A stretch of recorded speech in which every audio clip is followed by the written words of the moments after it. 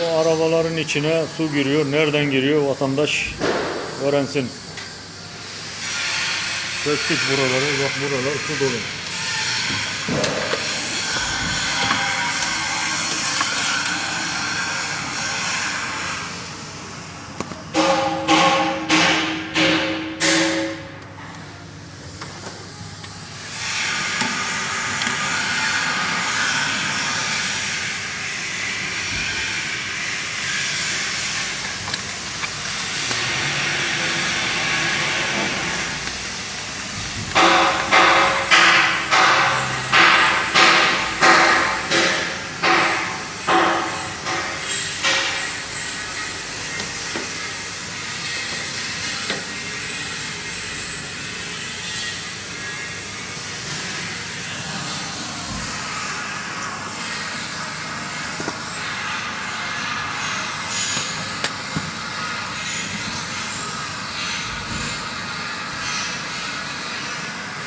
Kaloriferin oradan giriyor içeriye.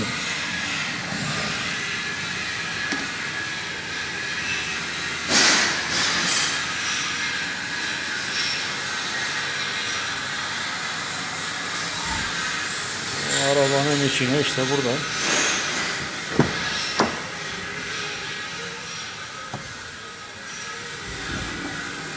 Işığımız yok diye. Yani ışığı alalım.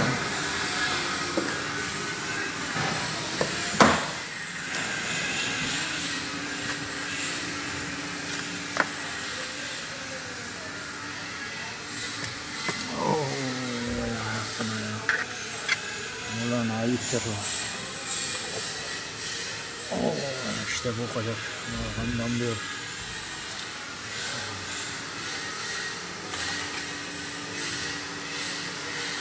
Ulan o.